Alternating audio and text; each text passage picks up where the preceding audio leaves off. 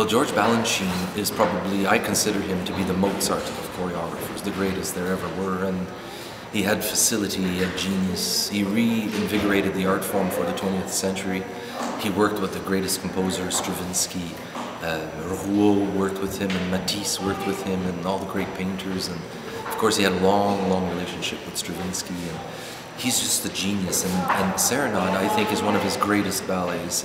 You know, and even if you ask me to name my 5 favorite ballets of all in the history of the art form, this would be one of them. And he choreographed it on students at the time.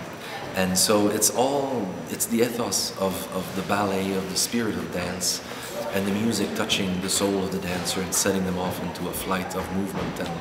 And in that way, he captured the essence of dance with this piece. It's very spiritual and very touching.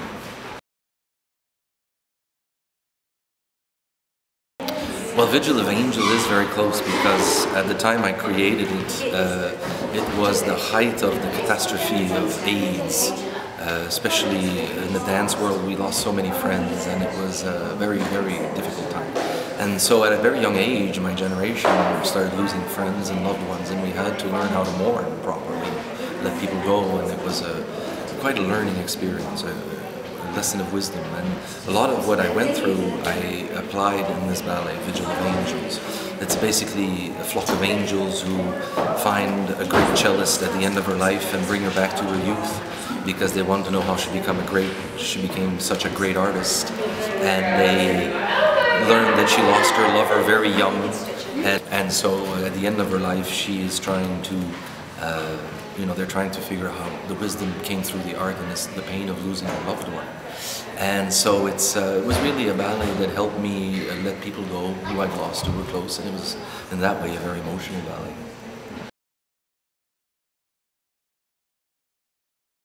Well, what I'd like them to leave as children and adults is, it's like we're going to slow down time a little bit, and we're going to take time to breathe the art, and it's like a moonlight serenade. And so when they leave the theater, it's almost like I hope it will have a balm, and like an effect of a balm on the anxiety we're feeling now, and that it will be something that will calm us down and inspire us to wake up the next day and still believe that there's beauty out there.